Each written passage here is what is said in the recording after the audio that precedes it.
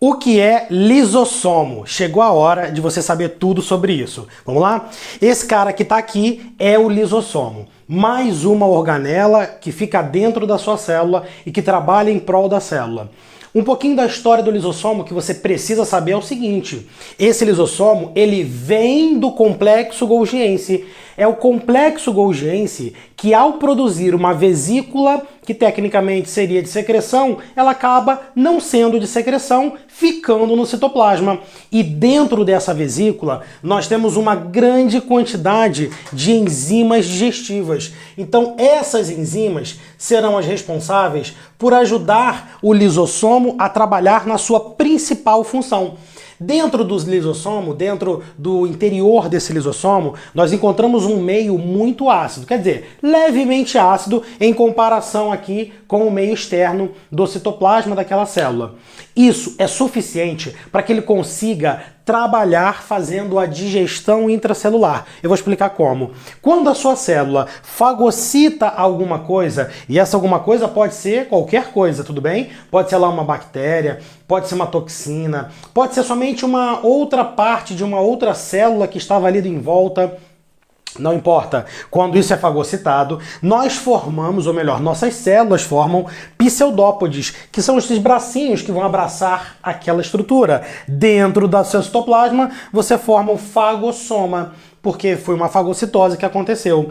Depois, esse fagossoma, ele se funde com o lisossoma. A gente pode também ler em alguns livros, aqui chamado de lisossoma primário, beleza? Lisossoma ou lisossomo primário. E depois, quando ele se funde com o fagossomo, a gente tem o fagolisossomo ou lisossomo secundário. Na verdade, aqui é onde o bicho pega. Aqui é onde a coisa fica sinistra, porque esse fagolisossomo, ou nesse fagolisossomo, nós teremos as enzimas digestivas daquele lisossomo destruindo, hidrolisando carboidratos, proteínas, ácidos nucleicos, o que tiver dentro daquele fagossomo. Agora, o que sobra é somente uma vesícula residual, uma vesícula que possui algumas enzimas que não foram degradadas, que não foram utilizadas, e algumas pequenas partes daquela estrutura que havia sido adentrada na sua célula.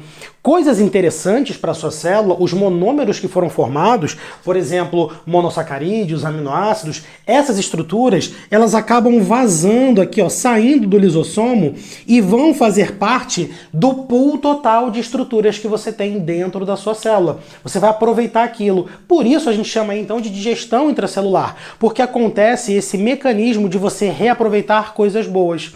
Mas você não vai ouvir falar de lisossomo somente nessas circunstâncias. O lisossomo, ele também pode fazer o que a gente chama de autofagia. Quando algumas estruturas das suas células elas não estão mais funcionais, sei lá, uma mitocôndria velha, uma parte de uma organela que precisa ser degradada, é ao lisossomo que a sua célula vai recorrer.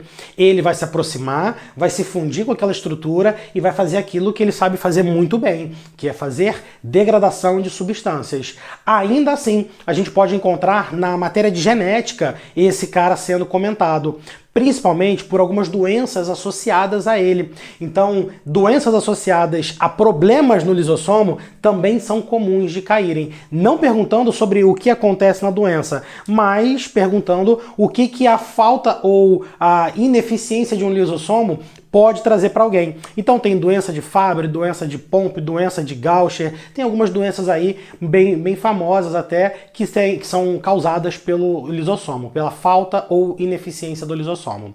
Então, se você gostou desse vídeo, comenta aqui embaixo para mim, por favor, outro vídeo que você gostaria que aparecesse aqui no canal, deixa o seu like, se inscreve no canal e, claro, enquanto eu vou saindo, você já se acostumou, tira seu print. Um grande abraço, até a próxima, tchau!